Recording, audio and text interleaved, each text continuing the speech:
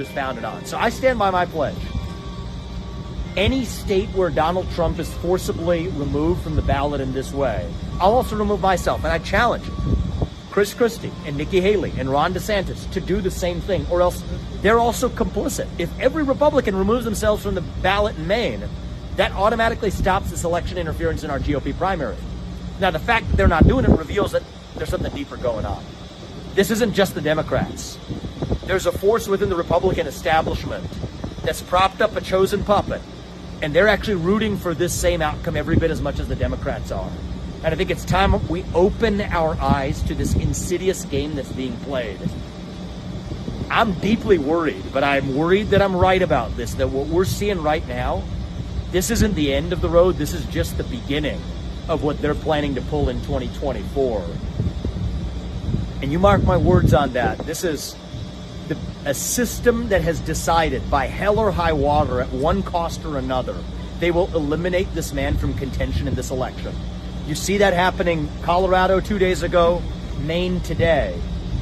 You wait for what's happening in 2024, and I'm worried for this country. Yes, Vivek is speaking the truth. According to this tweet, Vivek believes the Republican establishment is rooting for Trump to be forcefully removed from the ballot so they can prop up their chosen candidate. This is something that is happening, and I wish a lot of people who actually realize this, even CNN realize something.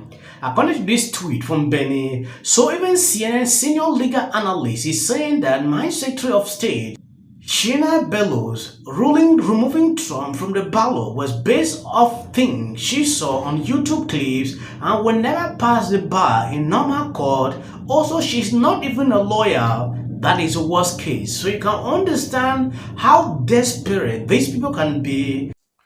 Secretary Bellows, there are people all over the country, independent groups, other secretaries of state, judges, legislators, lawyers who are watching you right now. Are you expecting to, or have you prior to this decision, has anyone reached out to you? Have other secretaries of state reached out to you and said, hey, how did you, I'm struggling with this. Could you help me as well? Or is this a decision that you're saying, hey, everything that I think is in this written decision, and I'm not really open to providing, counsel or assistance to any other states that may be struggling with this issue? That's really important. The latter is the case. This decision is based on Maine law and the facts that were presented to me in the Section 336 challenge. It was really important to me to look at the evidence presented in the public hearing and the law and the facts presented in the context of Maine law, sections 336, 337, and 443. It's a very detailed decision. We lay out why under Maine law, the Secretary of State has the authority, indeed the obligation, I'm duty bound to make this determination. Laid out that the record demonstrates that, in fact, the events of January 6, 2021, which were unprecedented and tragic, were an insurrection. In the meaning of Section 3 of the 14th Amendment.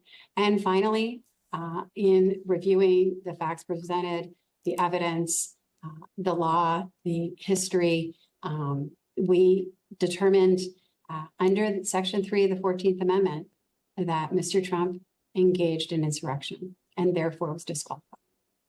Yes, I believe you've seen this. CNN actually made it clear she's not even a lawyer. How can you take up evidence from a YouTube video? It is insane that this cannot even pass the bar. I don't know. Take a look at this video. Were these hearings fair? Did they comport with due process? And I think there's a question there with regard to what Maine did. Because if you look at the hearing, and she details this in the ruling, they heard from one fact witness, a law professor. She based her ruling on a lot of documents, but also YouTube clips, news reports, things that would never pass the bar in normal court. She's not a lawyer, by the way. It's a smartly written decision, clearly consulted with lawyers, but this is an unelected. She's chosen by the state legislature. She's elected by the state legislature. Chosen, elected by the legislature, but not democratically elected. Not a knock. That's just the way it's set up in Maine. And this hearing, look, it doesn't have to be a criminal trial. We don't have to have all the protections. But I think the argument you'll hear from opponents is, one, not up to the states to do this. This is why we have all different decisions from all different states. And two, the procedures were not up to snuff. Yes, on Thursday night, Lieutenant Secretary of State Shenna removed opposition leader Donald Trump from the Maine ballot in 2024 based on her naive interpretations of the 14th Amendment. She ruled that because Trump engaged in something he has never charged with, that he was ineligible to face the voters. This is a typical move you would see in South American Mexican regime when they take over the country and eliminate their oppositions from ruling a popular candidate. China also did this in Hong Kong in recent years. The Chinese communists would not allow Hong Kong citizens to run the candidate of their choice for leadership positions unless they were approved by the communists. We all know where this is heading, and it does not end well for the people. In response to this unprecedented move, Gov Chair Ronald posted a meek response on Twitter but will not mention Donald Trump's name. This is insane. This is the second time she is doing this. Democrat election interference, just like we saw in Colorado. State officials do not get to decide who the American people cast their vote for. We look forward to helping fight this legal battle in the US Supreme Court. Okay, this was her response, which a lot of people actually criticize her of. Scott reminded the Gov leader that donations are down under her watch and that she still has not reached out to him after 257 days of him requesting a meeting. Scott, Chairwoman, I certainly appreciate that you are going to fight this legal battle. However, how are you going to pay for it? The RNC has its lowest cash on, and people aren't donating because you don't listen to the grassroots. I have been reaching out to you for 257 days. Rona is too busy with other duty to speak with grassroots leaders.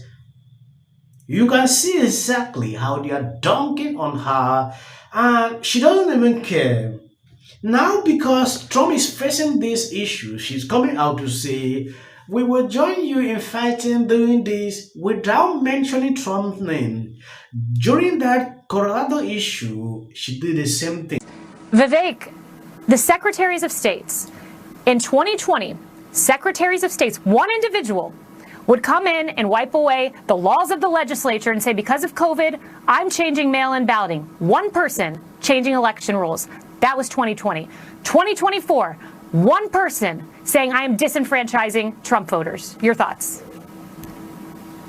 Well, look, Kayleigh, I think you phrased it well, but I would say that this is not an action of one person. This is the action of an entire system that has an anaphylactic reaction to one man. And I think they're dropping the breadcrumbs. They're making it clearer by the day. I'm concerned that they will not allow this man to get anywhere near the start line of the election, let alone the finish line. And I say this as somebody who's running in the same race as Donald Trump. This is not how we should want to win. So I stand by the pledge I made earlier on the back of the Colorado decision, and I reiterate it today, that I will voluntarily, as a Republican candidate, remove myself from any GOP primary ballot where one of my competitors, Donald Trump included, is forcibly removed through this unconstitutional maneuver.